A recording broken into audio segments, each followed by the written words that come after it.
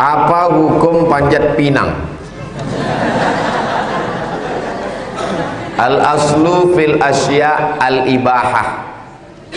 Hukum asal segala sesuatu ibahah, mubah. Hukum panjat pinang itu mubah. Tapi kalau sampai orang yang panjat pinang itu bercelana pendek, dipijak sama kawannya, terbuka celananya, bisa jadi haram. Haram karena terbuka aurat. Kalau orang yang ikut itu mengumpulkan duit, semua peserta kumpulkan duit 10.000, yang mendaftar 100 orang, maka terkumpul duit 1 juta, digantungkan duit 1 juta itu di atas. Yang mendapat adalah grup 5 orang dapat, maka judi. Jadi kalau mau buat hadiah, cari donatur, penyedia. Iuran itu hanya untuk minum, untuk konsumsi, jangan dijadikan untuk hadiah, karena dia bisa menjadi judi. Nah, ini panjat pinang. Apa hukum tarik tambang? Kaidah al-aslu fil asya al-ibahah. Hukum asalnya adalah boleh. Kapan dia menjadi haram? Kalau gara-gara itu menimbulkan permusuhan, perkelahian. Tambang emas, tambang nikel, tambang batu bara, tambang minyak, tambang gas, sudah habis semua diambil orang. Maka yang tinggal sama kita, tarik tambang. Jadi kalau Ustadz melarang tarik tambang, apalah yang tersisa untuk kami lagi Ustadz? Tambang nikel udah diambil orang, tambang batu bara udah diambil orang, tinggal tarik tambang ini pun Ustadz haramkan juga. Kejam kali lah Ustadz sama kami. Inilah lagi hiburan kami 17 Agustus. Ya silakanlah tarik tambang, tapi dia mempererat persaudaraan, pakai celana panjang. Tarik tambangnya tak masalah, bapak tuh pakai daster bininya, kan mesti celana, kenapa mesti pakai daster? Nah baru saya sebut, udah muncul main bola pakai daster. Kenapa lah dipakai daster ibu? Sudahlah tak membelikan yang baru, yang lama tuh pula kuyak-kuyak, biasa saja. La'anallahu al-mutasyabbihin minar rijal bin nisa. Allah melaknat laki-laki yang menyerupai perempuan. Berawal dari kelucuan, tertawa, berubah menjadi sesuatu yang biasa. Itu salah satu sosialisasi, bentuk sosialisasi supaya kita tak aneh menengok laki-laki pakai baju perempuan. Dulu laki-laki pakai baju perempuan itu aneh, tapi kan udah disosialisasikan tiap hari lah. Itu si anu tuh tengok udah macam perempuan, udah biasa, tak apa-apa, biasa. Membiasakan diri. Allah bisa karena biasa. Jangan sampai kontrol orang tua sosial terhadap LGBT ini mesti. Jangan sampai biasa. Ini dibiasakan di TV. Cobalah tonton TV dari mulai jam 6 pagi sampai jam 6 petang. Channelnya terserah apa aja. Tonton berapa kali bencong muncul. Hostnya bencong, bintang tamunya bencong, desainernya bencong. Untuk apa itu? Bintang iklannya bencong. Gunanya untuk apa? Membiasakan diri. Hantu pun bencong. Film dulu zaman saya masih SMP, Si Manis Jembatan Ancol, ada juga bencong. Catatan si boy, waktu saya dari kecil dulu, ada juga bencong. Jadi dari zaman kami dulu udah disosialisasikan ini, supaya masyarakat bisa menerima itu sebagai sebuah kebiasaan. Tak bisa itu, mesti ditentang, karena itu salah satu penyebab turunnya laknat Allah Subhanahu wa ta'ala. Ini LGBT lagi marak-maraknya sekarang.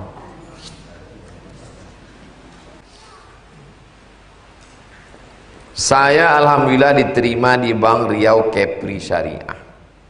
Saya minta diyakinkan oleh Ustadz kalau bekerja di bank syariah ini tidak riba dan gajinya itu halal. Seperti yang saya tahu, Dewan Pengawas Syariah BRK ini Ustadz Zulhendri Rais. Saya juga sudah melihat video UAS kalau kerja di bank syariah itu boleh. Saya ingin mewujudkan ekonomi Islam sehingga umat Islam selamat dari riba. Kalau tidak, kita umat Islam bekerja di bank syariah tidak akan terwujud ekonomi Islam. Mohon motivasinya Ustadz, kalau langkah yang saya ambil bekerja di bank syariah ini sudah langkah yang benar. Jadi waktu saya diundang ke BRK, Bank Riau Kepri Syariah, kebetulan waktu itu lama prosesnya, sekarang sudah syariah. Ustadz, kami mau resign, kata mereka. Waktu itu belum berubah. Saya bilang, kalau kalian resign dari sini, siapa yang menggantikan kalian? Kalian di sini aja dulu sementara ini berubah jadi syariah. Saya tanya-tanya, apa yang belum selesai ini? Masih ada beberapa lagi terhambat di OJK. Kebetulan Pak OJK itu ada situ. Terus dosa kami Pak Ustadz, dosa kalian Pak OJK nih nanggung, kata saya. Tapi hubungan kami tetap baik, bukan sindir mau kelahi. Hubungan saya dengan Pak OJK tetap baik. Alhamdulillah berubah jadi syariah. Jadi banyak beberapa kawan, dia menganggap ini dosa, dia mau keluar dari situ. Ada yang PNS, ada yang TNI Polri. Saya mau keluar dari sini Pak Ustaz. Terus kalau kau keluar dari sini, datang malaikat menggantikan kau? Enggak Pak Ustaz. Saya menggantikan, lebih setan dari saya lagi Pak Ustaz. Jadi kalau umat Islam keluar dari sini, keluar dari pengacara, keluar dari dokter, keluar dari pengusaha, keluar dari TNI, keluar dari Polri, siapa yang akan duduk di situ? Jadi tetap di situ berjuang sesuai kemampuan. Tapi banyak kali duit haramnya Pak Ustaz. Tak tahu kau mau membuang duit haram nih, mari ku ajarkan. Banyak kali duit haramnya Pak Ustaz. Duit haram itu jangan dibawa pulang ke rumah. Ambil gaji kau saja.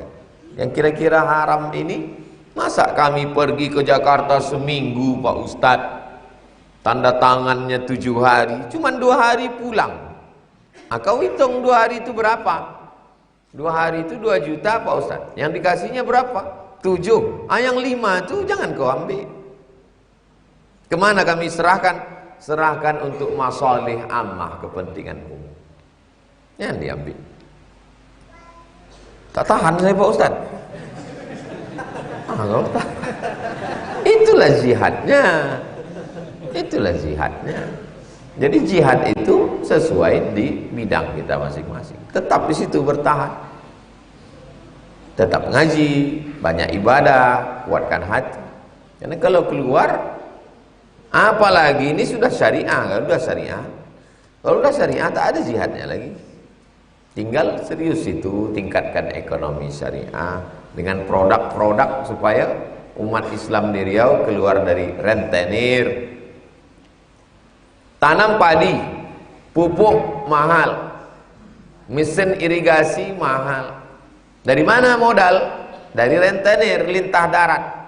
Dia kasih pinjam waktu musim menanam. Ini mesin air, ini pupuk, ini plastik supaya tikus tak masuk, ini pupuk semprot pestisida melawan wereng.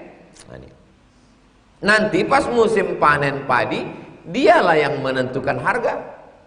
Dia tak pernah jumpa tanah liat, dia tak pernah menanam, tapi dia lebih kaya dari petani. Siapa itu? Lintah darat, rentenir. Nah, jadi bank syariah langsung pergi ke Bunga Raya Siak, petani sana. Pergi ke Pelelawan. Ke Pelelawan, kalau ditelusuri Sungai Kampar arah ke Penyalai, itu padi terhampar luas. Saya masuk dulu ke dalam. Datanglah ke sana, tanya siapa yang nanam padi. Saya jumpa pergi ke Solo, padi luas. Saya tanya, ini punya siapa Pak? Jangan-jangan punya perusahaan juga? Enggak Ustaz, ini punya orang awak masyarakat. Oh, dari mana mereka nanam padi modalnya? Modalnya dari pemerintah Pak Ustadz, pinjaman tanpa bunga. Oh bagus ini, untuk menggunting, memotong renten ini. Gimana cara Bapak mengasihkan bantuan ke petani ini? Sholat subuh di masjid. Jadi wali kota sholat subuh di masjid. Siapa yang rajin ke masjid dapat bantuan. Sejak itu ramai masjid Pak Ustaz. Ternyata kalau punya kekuasaan dipakai, pinjamkan, panen, masjid penuh, rezekinya berkah, selamat dari riba rentenir. Jadi mestinya pegawai-pegawai bank ini terjun ke bawah. Atasannya juga. Yang ngaji itu jangan cuma karyawannya aja, atasannya ngaji juga. Apa hukumnya menerima fee dari developer perumahan yang kita sudah membantu menjual rumahnya? Saya pernah ditawarkan fee, saya tak mau. Kenapa saya tak mau? Sikit kali.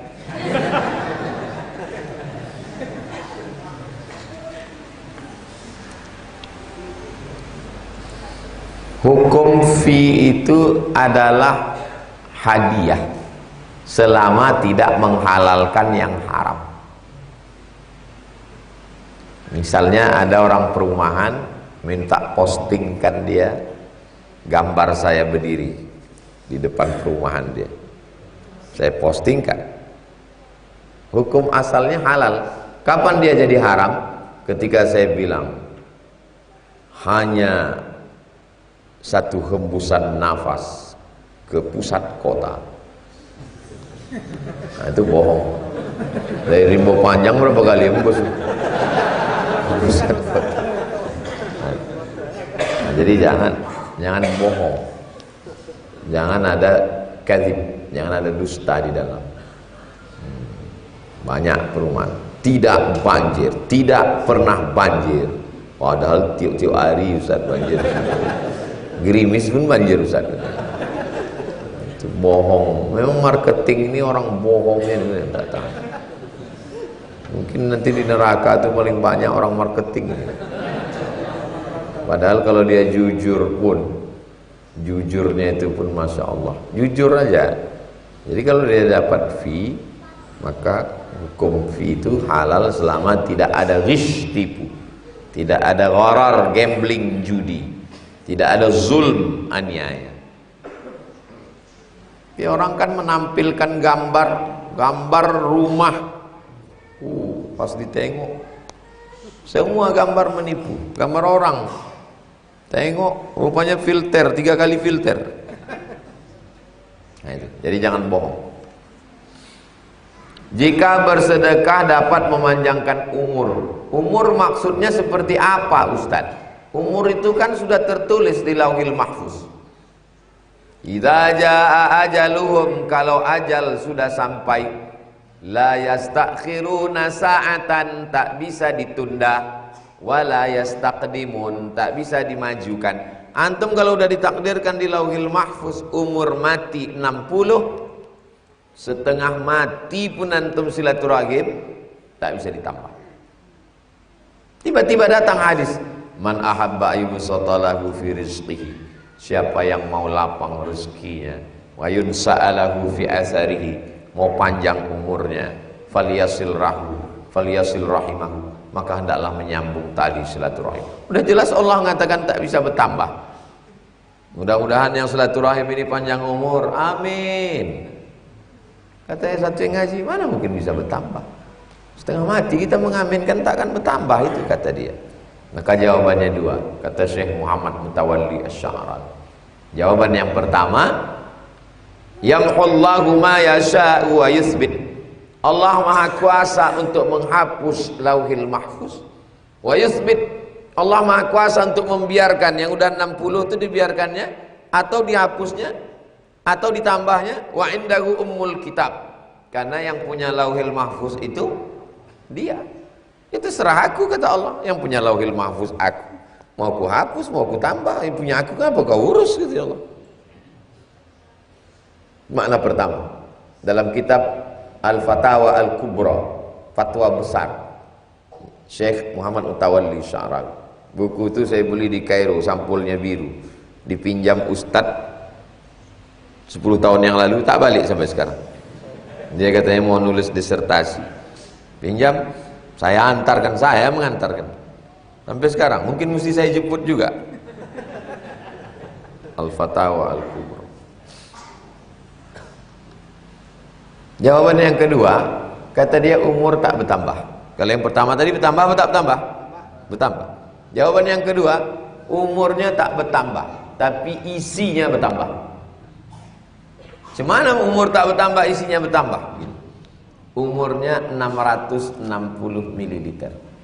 Berdoa dia, panjangkan umurku ya Allah. 600 ml-nya tak bertambah, karena botol ini tak bertambah, tapi isinya berubah. Yang awalnya isinya air putih berubah jadi madu. Ini kalau isinya air putih berapa harganya? 6.000. 6.000. Tapi kalau isinya madu 100.000. Dari 6.000 menjadi 100.000. Yang bertambah itu isinya.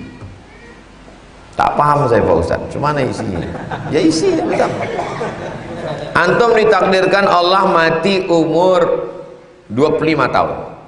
Bersilaturahim, bertambah isinya.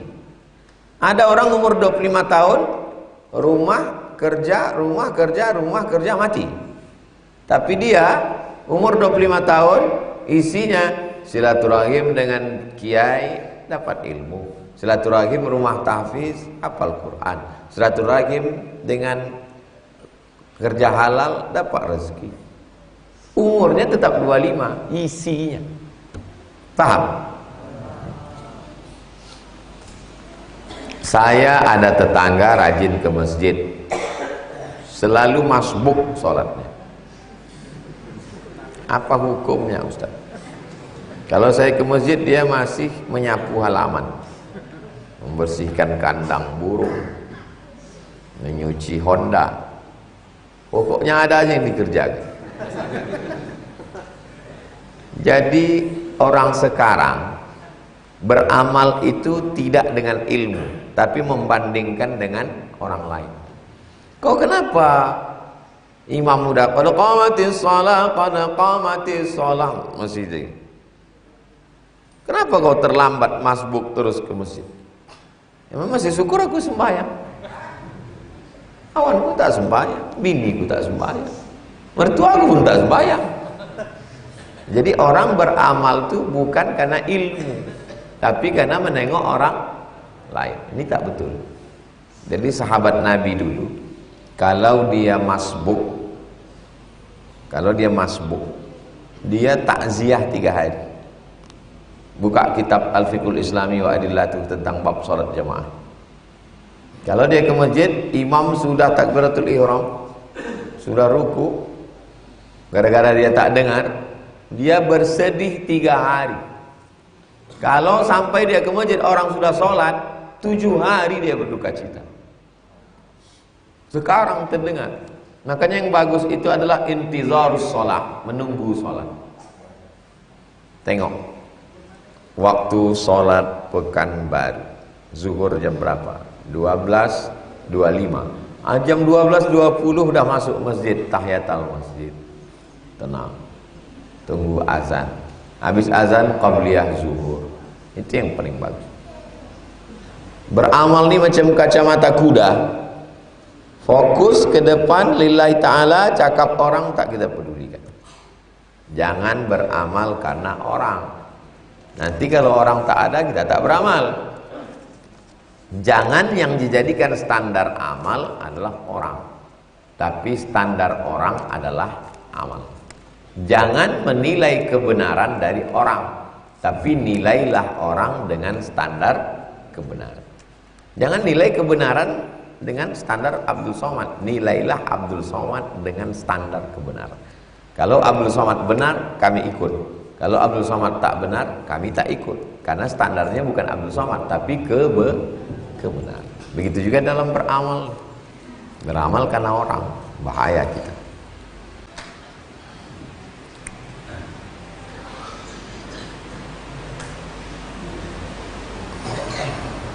Apakah ketika kita main sosial media, kita melihat postingan yang kurang baik dan kita abaikan, apakah kita mendapat, apakah dosa skip? Apakah perlu kita menunjukkan penolakan? Saya semua yang terkait dengan medsos, kalau hoax terkait dengan diri saya jelaskan. Hoax, buat gambarnya, screenshot, tulis itu hoax.